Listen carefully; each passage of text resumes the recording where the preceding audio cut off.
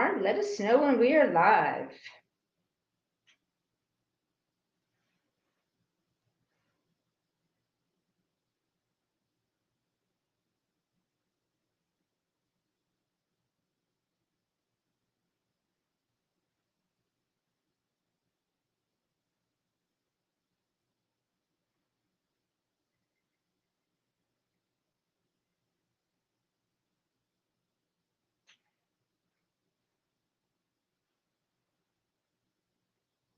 I think we're live. Are we live? Oh, okay, we are live. I'm so sorry. Hi, everyone. Welcome to the Tech for Palestine November community call. And we are live now. So excited to have you all. Thanks, everyone, for joining us. I know we have several 100 people joining us across multiple platforms. We're streaming live on LinkYard. We're also on X, YouTube, LinkedIn, Discord. So welcome wherever you're joining us from. This call is being recorded and streamed, so just keep that in mind. And at any point in the conversation, in the discussion, if you have questions, please feel free to drop them in the chat. We have folks that are monitoring the chats, and so we will get to your questions just as soon as we can. I'm excited to get us kicked off. We have some cool things to talk about here. Let me get our slides moving. That is the beauty of these live sessions. There we go, a little bit of a delay. All right, so today we have Paul, who is T4P founder and CEO, will be giving us some updates on tech news. Afzal, if he can join us, I know we've had some issues. He's having some issues, so hopefully he'll be able to join us. He'll give us some updates on marketing. We have Mohammed, who will be sharing our incubator news as always.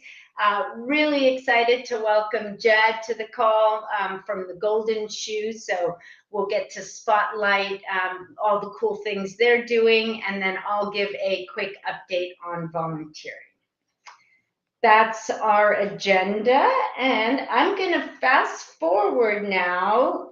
So sorry for this kind of messy view here. We're going to fast forward to tech news, and I'm going to hand it over to Paul. Hey folks, thank you all for coming. So couple of like different areas of discussion today. Obviously the main one since our last call there has now been a ceasefire, or something that resembles a ceasefire, or that we're calling a ceasefire, and that is obviously a big deal in terms of what's happening on the ground, and of course fewer people being killed, which is good, more aid getting in. But also, have to look at how it affects the movement. Or at least we need to think about how we are going to change the movement, in the hopeful, inshallah, long-term ceasefire, and what does that mean for us? And one of the first things we're seeing is that Israel is going really hard on the propaganda. They are pushing a significant amount of propaganda. You may have read about Clock Tower X. You may have read about them paying the influencers $7,000 per post. We are going to start to see a separation, an attempted separation of Israel from the country, or however they can particularly slice it, from the consequences of their actions. They may end up trying to pin it on Netanyahu, and that is the evil person. No one else was really involved, and so that presents different challenges for the movement than we were at before. In particular, one of the things that will stay the same is a focus on Israeli influence, in particular in the West, in particular in the US, looking at the complicity, how that complicity happened, who caused it.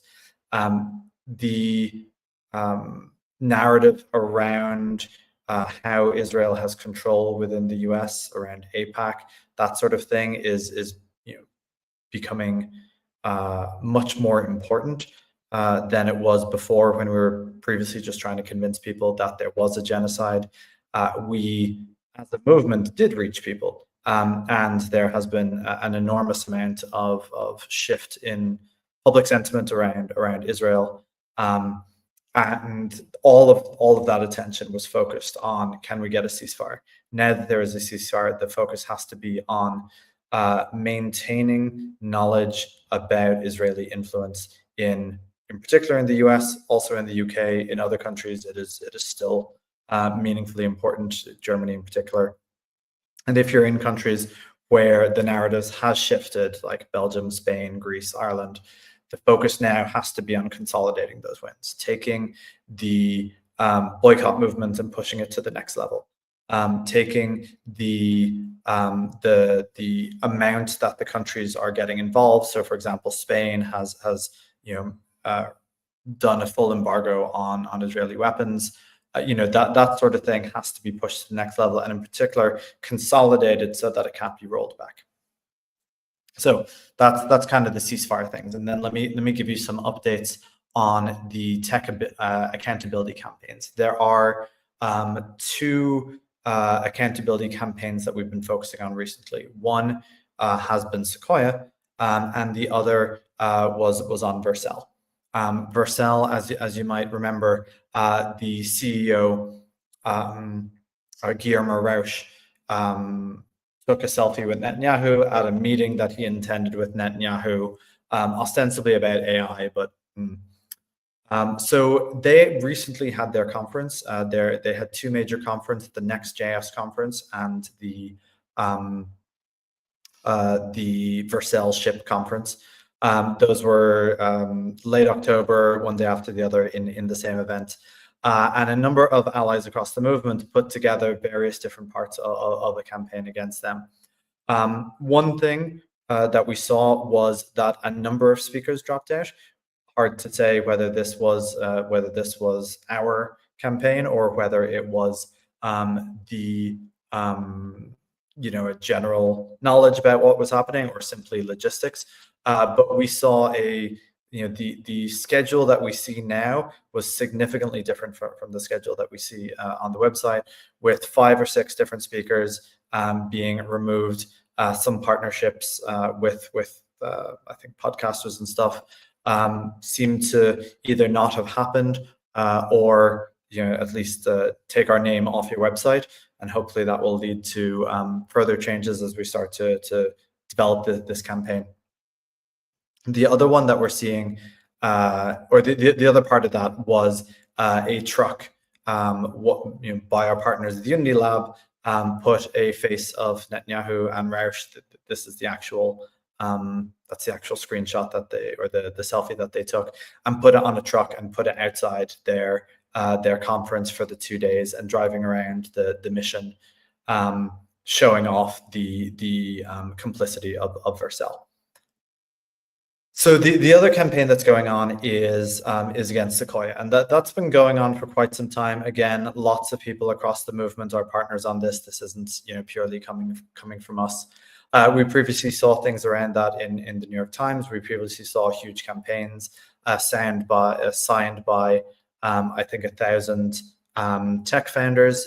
The most recent thing that we've seen is that there have been 2 high-profile departures. One is the COO, Samia Balbali, left 2 months ago. It was only reported recently. So she was a Muslim COO. The newspapers keep reporting her as practicing Muslim, which I think means that she wears a hijab. But this is someone whose faith is obviously important to them, and they stepped away for 2 months ago. Stepped away.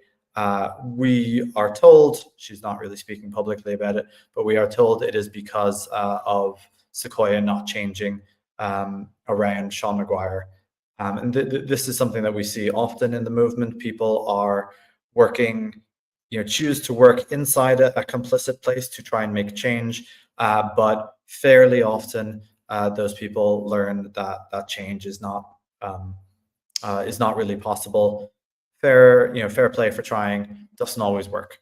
The other thing that we saw most recently, this happened I think yesterday, is that the actual head of Sequoia, I don't remember his title, managing director perhaps, but Botha, Ralph Botha, I think is his name, stepped down as head of Sequoia and has been replaced by two new people. We don't know what that means for the campaign. We don't know whether those people are going to look at Maguire differently. One of the things about Botha, you might recognize the name. He's the grandson of an apartheid era leader of South Africa, and is himself South African, and there's a lot of sort of apartheid DNA in Sequoia, and as you might know, across a lot of tech. So perhaps we will now start to see something differently. Perhaps the campaign needs to go in a different direction, or that Sequoia itself might be more amenable to changes now that leader is out. So we will have to see how that goes. That's awesome. And it's brilliant just to see how quickly we were able to mobilize with our different partners and community members to really ramp up the pressure. So yay. Paul, while we're on this, should we just go into marketing? Is that okay? And you cover, unless Avziv's here? Let's do it, no worries. All right, perfect. Let me, or a little bit of a delay in our slides. So apologies for that. There we go. Lovely. So one launch that we had this month was the third episode of the Occupied Tech podcast. This is a partnership between Tech for Palestine and Palestine Deep Dive. And this month we had Adil from Boycott.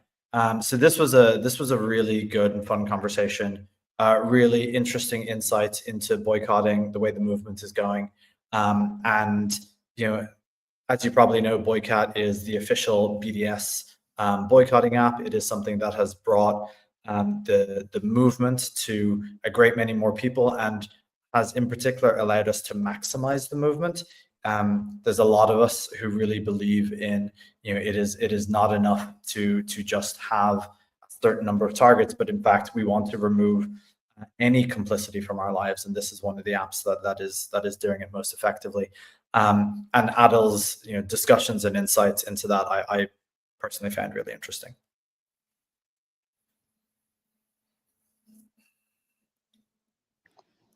A little lag there, but it's coming. All right, well, I'll start talking about the next one anyway. So the next one is there it is, Gaza Tech Mentorship. So this is one of the Tech for Palestine projects.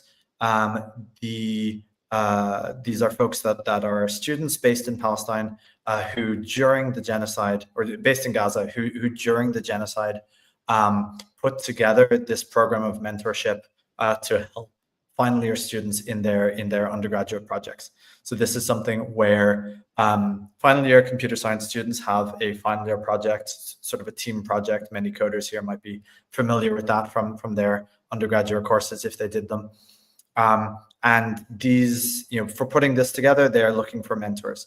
Mentors can be international. It is really coders who have a pretty good understanding of how to build tech, especially things around Git and deployment and CI and the sort of things that might not be a regular part of an undergraduate course but that people need when they're actually doing practical stuff. So this is something where you can help. You can sign up, check out the links that we'll provide, but you can sign up and then you'll get put in a WhatsApp group with a couple of students, or I think a team of students or a couple of teams of students based on your availability, and that you'll be able to help them with their coding stuff in an async way. So really very good opportunity to get involved with people directly affected by the genocide. Help out Gaza directly, help build that next generation of Gazan tech talent.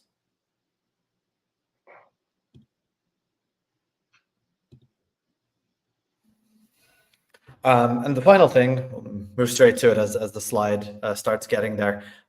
We have the Tech for Palestine First, what are we calling it? We're calling it a community gathering.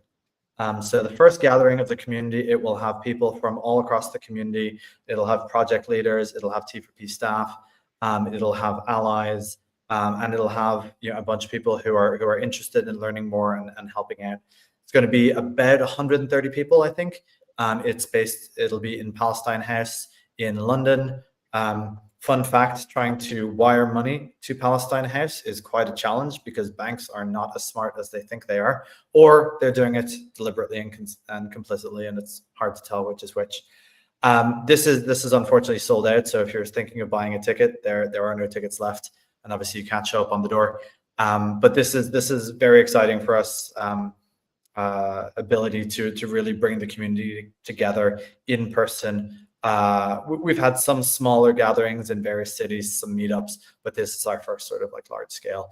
So very, very excited about that. And in particular, very thankful to Eva from our team, Eva and Hannah, who spent an extraordinary amount of time putting this together, and very much appreciate all of the effort.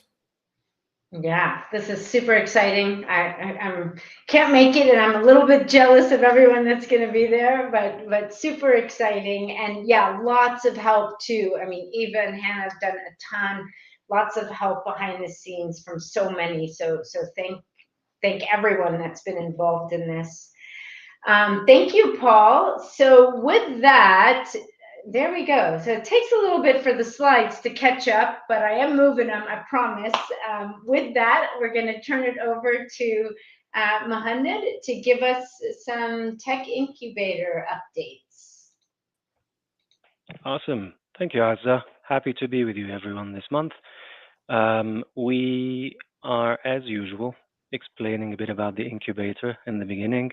The incubator of Tech for Palestine is where you come to get your idea that helps Palestine to become a reality.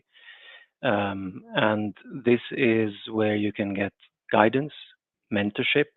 You can access a community of more than 9,000 people.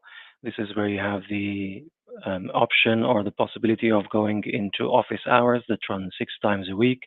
And to get things started, this is where you can also get funding for your project, as long as this is a project that delivers impact for Palestine, the Palestinian cause, and Palestinian liberation.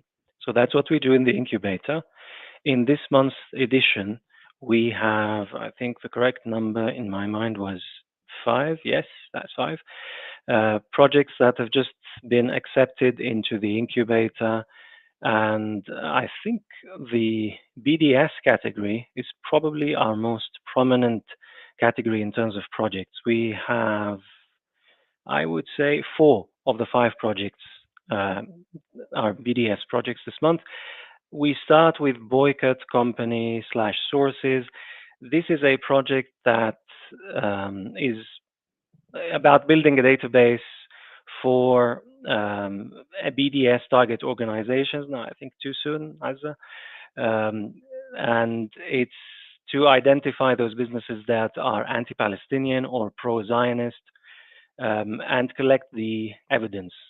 It may sound like this is just one more a bland BDS project that just collects data, and we might have seen several of those, but this is really not the fact for 2 reasons. One is, unlike other BDS projects, this one doesn't focus on the platform and on the campaigning, but rather focuses on gathering the data and collecting the data using AI. So the aggregation, the curation of the data is happening off existing sources, and is also happening in real time when a consumer or an end user goes in to the web page that is on top of the database, asks a question about a brand, whether it supports Zionism or not, but they can't find it. The engine of this in the background does a deep search using AI to find the best fit answer. So this is next level in terms of the intelligence that goes into the search and the quality of the data, and it's a gathering of all the data in one place. It's the evidence, it's the brand, and it's the corporate name that is involved. The second thing that is interesting about this is that the founder has intended for this to be more of an infrastructure, a ground layer for other BDS applications. We have worked at T4P with a number of BDS applications, projects, websites. A lot of the heavy lifting is in the database, is in making sure that it's up to date, it's comprehensive, it covers different regions, the evidence is accurate. This is hard work, and I think our founder has correctly chose this as an area of focus. The founder is the correct fit of skill sets. They are a software engineer who's transitioning or transitioned into an AI engineer, and they have worked across multiple sectors. So that's Boycott Company slash Sources. I'm hoping that they think about a more creative name, but as I said, the job that they're doing is quite phenomenal. So, Paul, I have a question for you on this one.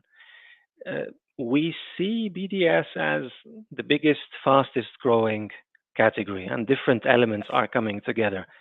Are we starting to form a big picture about what BDS looks like in Tech for Palestine? I think so. So where we've seen people go before is bring BDS to new areas. There are movements within Tech for Palestine. There are movements, there are things throughout the movement to expand where we boycott and divest. So, for example, we have ethics.vc, which is working on the venture capital industry. We have a project working on ETFs, and a lot of people across the industry work on ETFs. There's things like Israel bonds, and there are things like Artists for Palestine, Film Workers for Palestine, who are themselves bringing boycotts to other parts of the industry and culture. And what this represents is the first where we're really focusing on the infrastructure for this. So this is something where you can come to this and you can learn about any boycott, right? It's not us putting the data together, doing the analysis. It's us, getting all of those sources, all of the people who have done the work, putting it together, allowing people find them, driving traffic to them. So it's sort of like a entry point for finding anything that's boycotted, which, to my mind, finding out things that are boycotted has been one of the biggest challenges of people who really pursue that sort of maximalist approach. And I think that we are going to start doing more boycotting infrastructure stuff. I really would like to build a sort of a SaaS app for people to build their own boycotts, for example. But we have a bunch of things in our ideas list on the website that are around that sort of like boycotting infrastructure, and I think we're gonna go there more, I think. Awesome, and I think this is one of the strongest tools in our resistant liberation toolbox. So I'm very happy to see the amount of focus, the amount of projects, and the amount of progress we're making on this in T4P and in the movement at large. Right, so next one, still within the BDS theme, Tax and Charity Compliance Initiative. Again, do not be fooled by the bland name, right? This is created by an auditor, a tax consultant who really knows what they're doing. So within the BDS term, this is more on the divestment sanctions side. This is where you usually get heavy impact. The founder started with the thought that every year hundreds of millions of dollars find their way to Israel, to pro-Zionist organizations as charitable donations through non-profit organizations, or the organizations that are masquerading as non-profit goodwill organizations. This project intends to cut off this lifeline for the Israeli occupation and genocide by getting those charities audited. Knowing how Israel is involved in every wrongdoing on the planet, it's also about finding that a lot of these charities, or proving that some of these charities are involved in things like money laundering, for example, and other illegal activities, let's say. So The founder is based in Canada, and this is where they started creating a process for charities that have potential tax violations to be easily called out.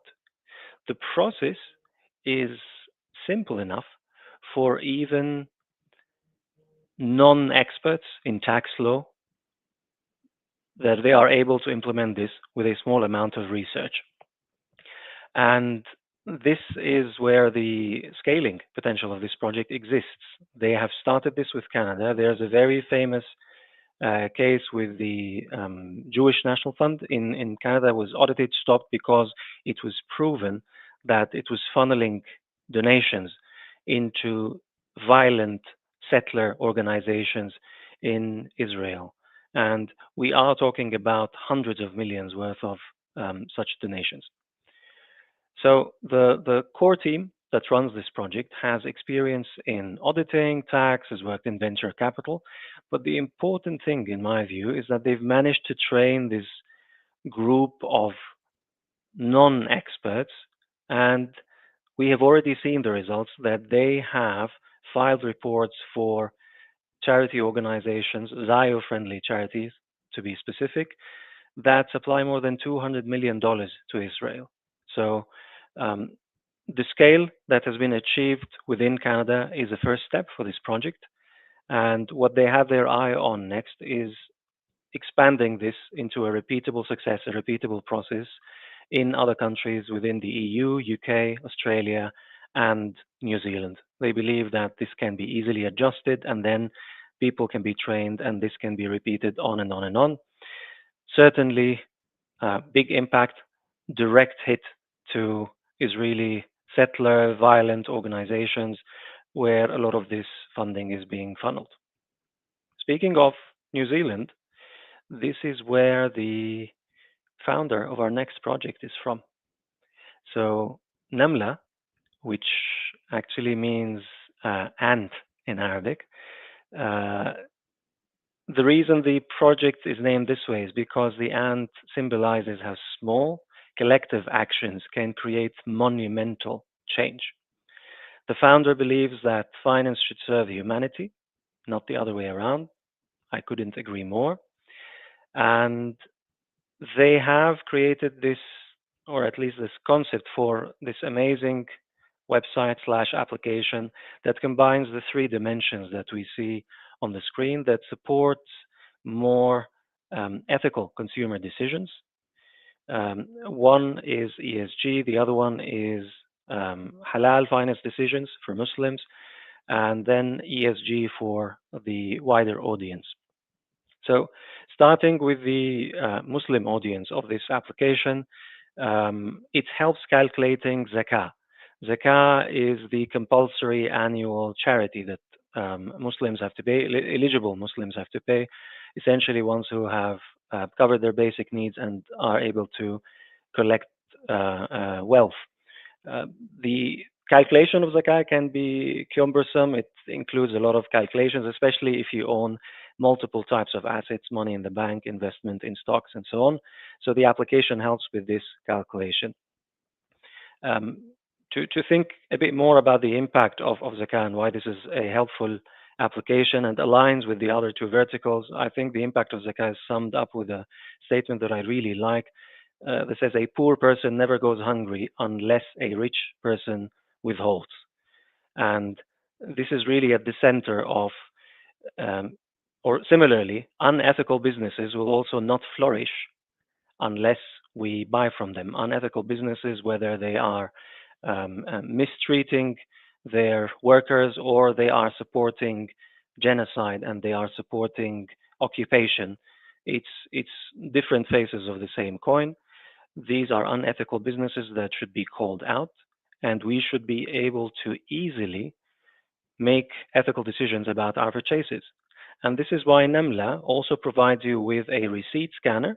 So when you're doing your shopping, this is to do a self audit and see how well you've done in terms of either ESG compliant brands or in terms of the boycott of Zionist brands. But then also it integrates or hopes to integrate with your bank account and do the same kind of classification. So it gives you 360-degree view of your finance decision overall. The application also allows for donations, and it picks a number of ethical causes, including, for example, they had the Sumud Flotilla on the website as something that they are supporting.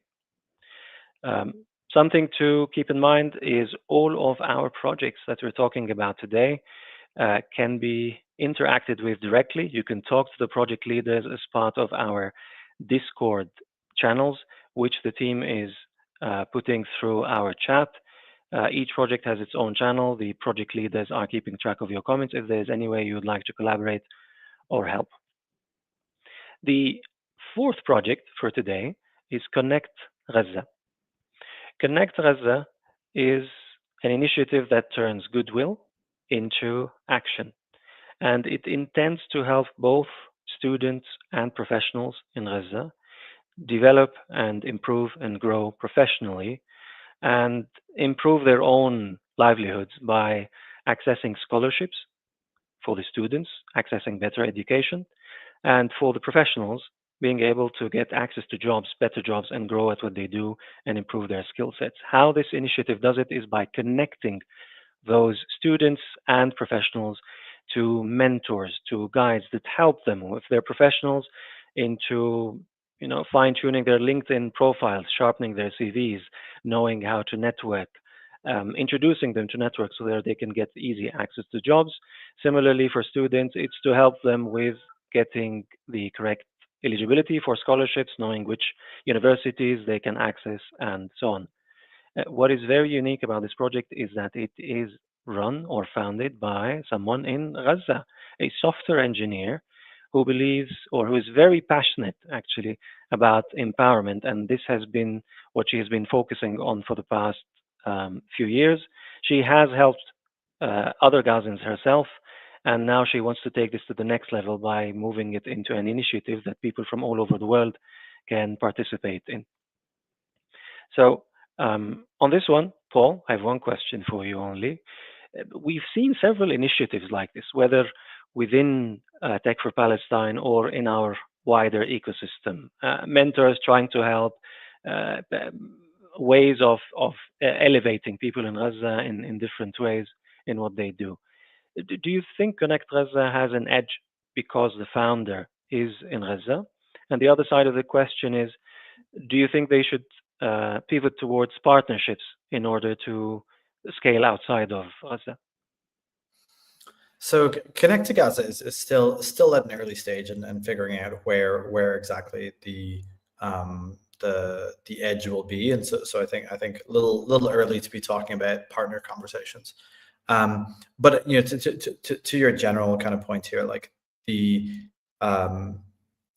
we've seen, anyone who's applied for a job knows that it's much more than just what you know or what you can do. There's a lot of extra work that is involved around it, and you can imagine that gets much worse when you're in Gaza, where there's low internet connectivity. Israel imposes internet shutdowns, electricity blackouts, all that sort of thing. So I think that there is a need, as you say, for people within Gaza who have overcome that, who have understood how to position themselves to really be able to bring that to the rest of the folks there, as well as people internationally who of course can help with a broad range of help with CVs and help with LinkedIn and all that sort of thing. Thank you, Paul. And I think no matter how many of these initiatives we have, the persistent need is certainly there in Gaza, and the wider the audience globally is that helps Gazans improve their lives, the better. We do have one more project, but you're lucky that you don't have to listen to me explaining about it. We actually have the founder that I'll introduce in a second. But before I do that, this is a reminder: if you think you have a great idea that helps the Palestinian cause, that can have impact on Palestinian liberation, please do apply on our website. If you think you are capable of delivering a great project and turning an idea into reality, but still have not found the great idea, please go to our website. There's a list of projects that we would like to start, and I'm sure you will be inspired. There are many other ways that you can help T4P with, but I leave this to my colleagues to talk about a bit later. For now, I'm very happy to have the founders of the Golden Shoe project. Very interesting name with an interesting story, but I'm not gonna jump ahead. I'll let Jad tell you about it. The founders of this project are Jad and Milo.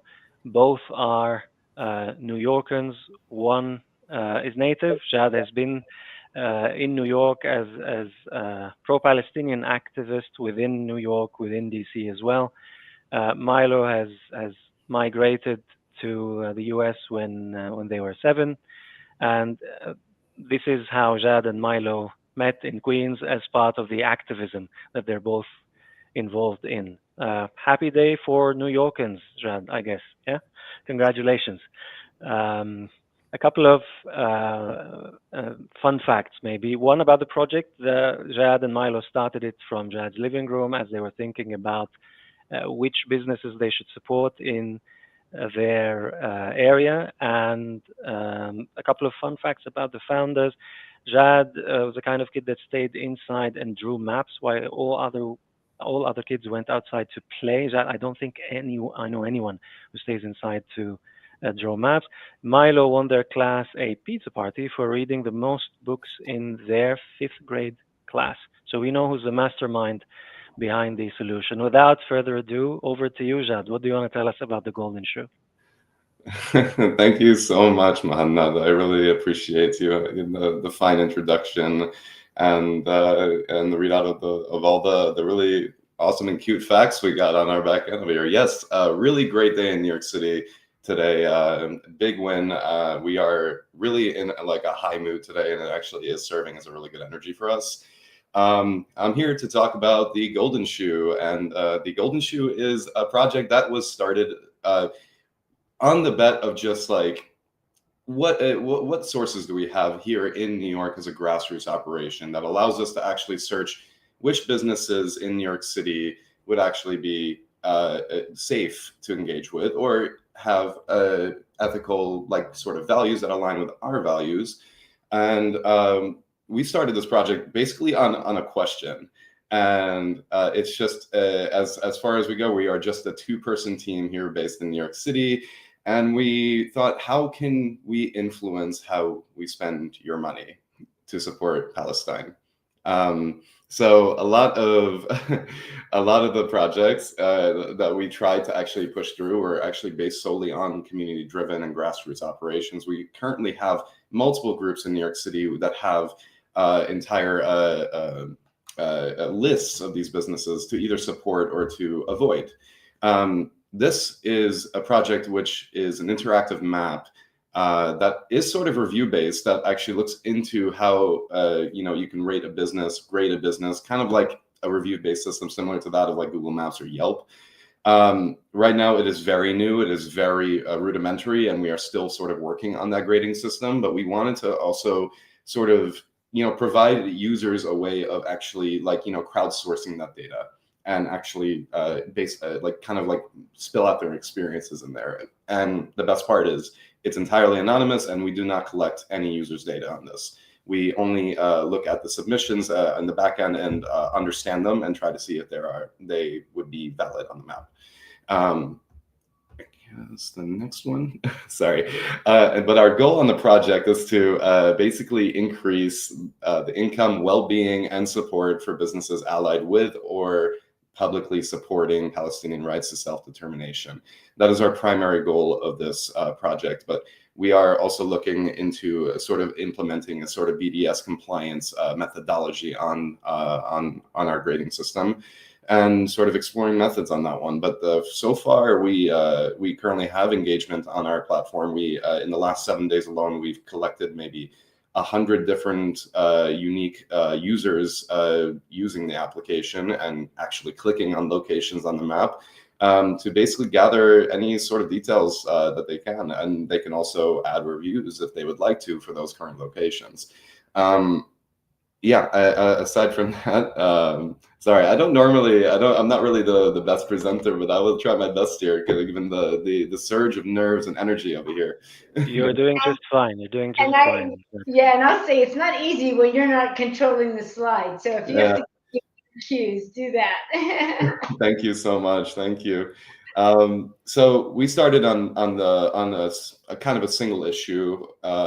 Basically, there was no way to really understand which businesses were sort of, in support of Palestine and which ones were not, or which ones were actually neutral, which we came to find out relatively recently, which is a very interesting stance to hold. But we found sources only by word of mouth or by those who have collected individually their own lists, which we have collected to add on to this map ourselves. But the one thing that is hard to tell with a lot of these businesses is it aligned with a Zionist objective, or is it aligned with an anti-Zionist objective?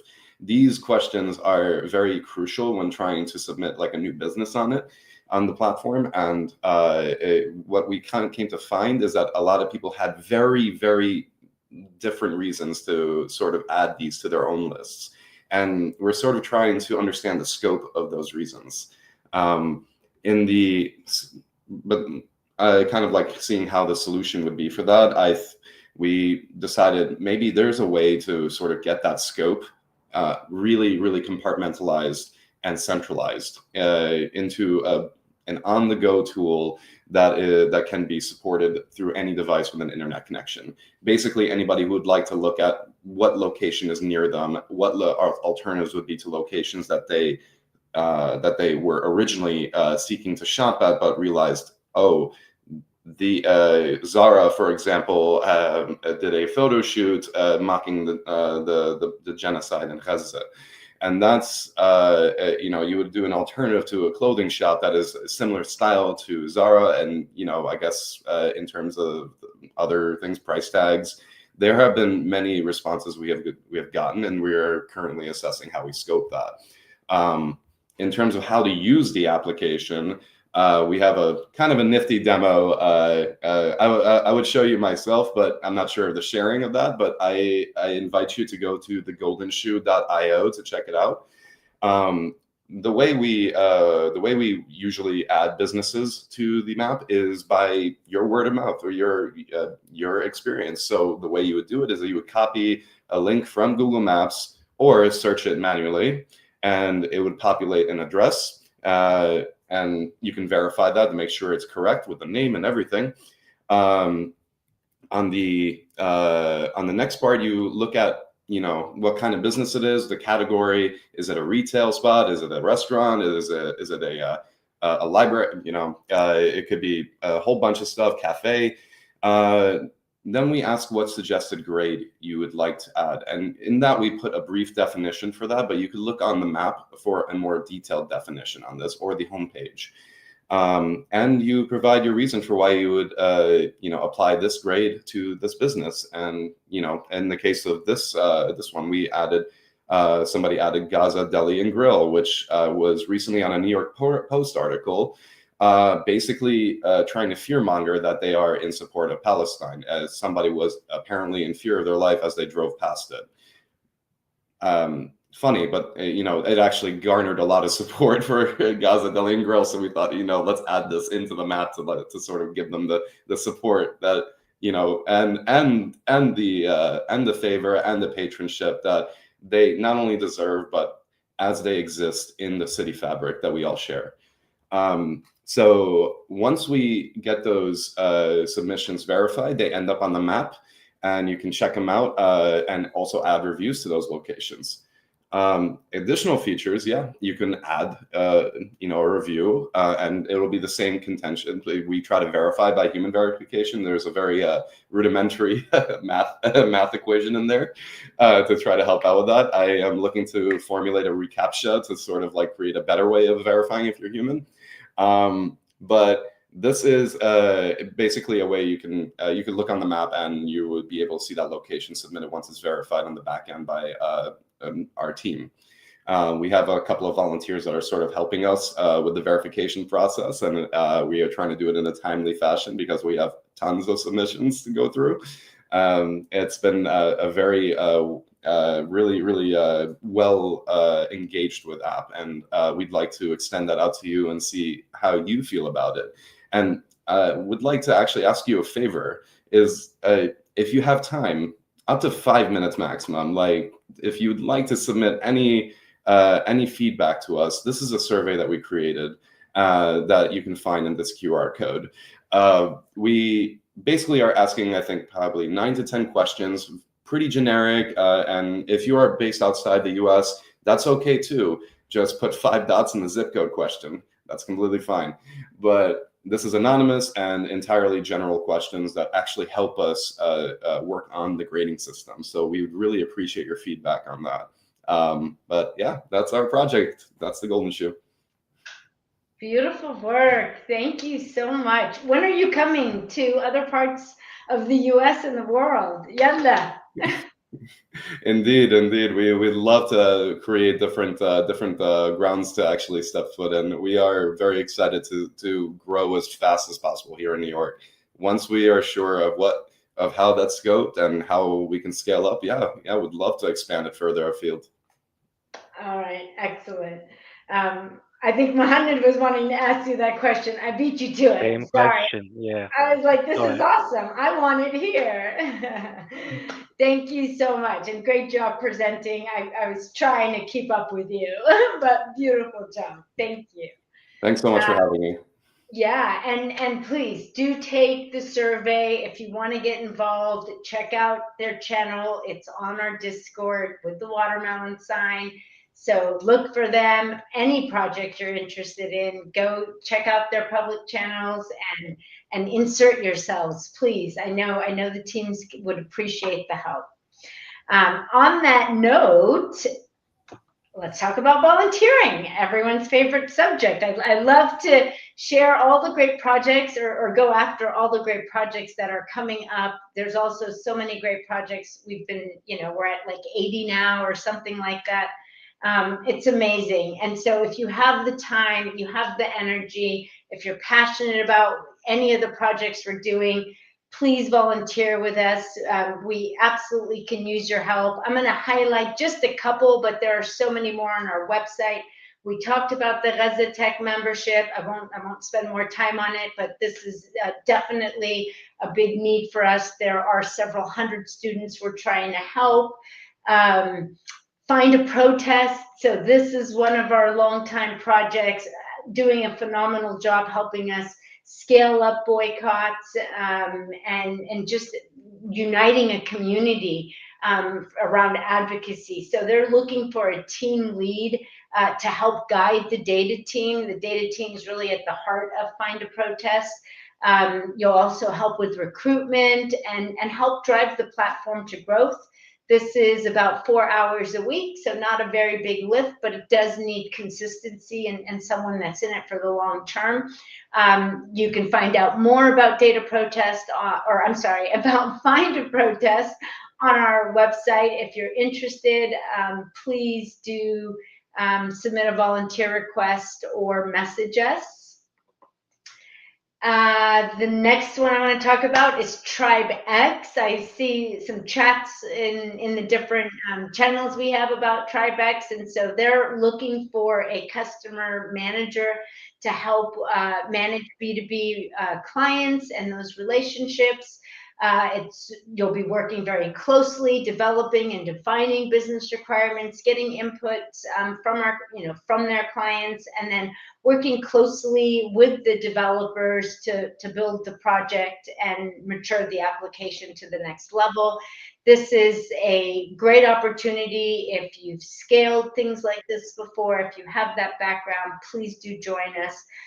You're looking here at 5 to 10 hours of reliable commitment on a weekly basis.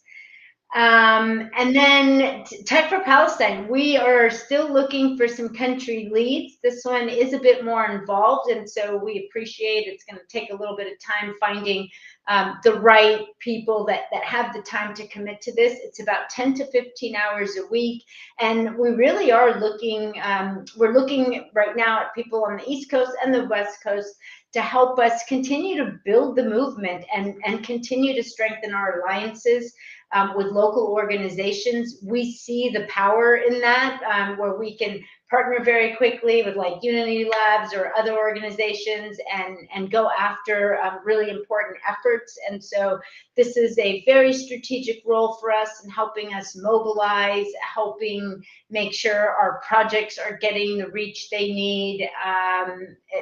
It'll be a fun role, but it does take passion and time and dedication. So if you're interested, please reach out to us.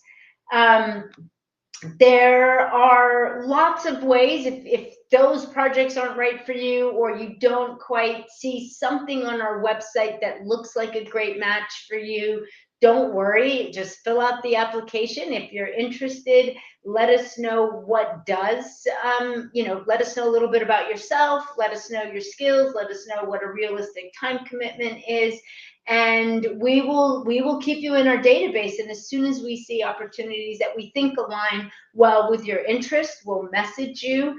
And continue to check on our website. So I definitely encourage you. We update our website on a regular basis, probably several times a week, because projects are continually, new things come, new needs. We have new needs, we have new projects, and so do check back at on our website often. And if you see something that's interesting, feel free to email the volunteering team at techforpalestine.org. Our projects are always listed, our open positions are always listed on our website. We are working, hopefully sometime in the early part of next year, a smarter system where you can sign up to get alerts about projects that meet your requirements. And so we're getting smarter about this, but we appreciate everyone just passion and dedication and following up with us when they do see something they want and being more proactive on your end. Finally, I'll just wrap up with a couple of quick things. We are accepting donations now. We are a nonprofit. You can contribute if you have the means and that's something you want to do. I know it's not for everyone, but if you do have the means and you want to contribute, your funds go directly into helping our projects grow. We're all volunteers, or many of our projects are doing, our project leaders are doing this on a, just out of their passion. And so we truly look to continue to scale and continue to drive these projects with what they need, and money is always a big part of that. Follow us. We're now at 10,000 on Discord and growing. That's amazing. So that's one way to stay connected. Join our Discord, join these monthly calls, check out the different channels in Discord and the different projects you're interested in. Also following us, wherever you're at on social media, Tech for Palestine is probably there too. And so follow us, like us, tell your friends about us. This helps build the momentum, build our numbers, and really drive the type of change that we're pushing to drive here. And that's it. That's all we have. Thank you all for joining us. Again, thank you to all of our amazing volunteers, Jad, Milo, all of the incubator projects. Welcome to the new ones. And thank you so much, for our speakers and the behind the scenes community team that does so much to pull this together for us. Mar, Sadia, Mary, Hussein, all of you. Thank you so much. And we'll see you again in December. Bye, everybody.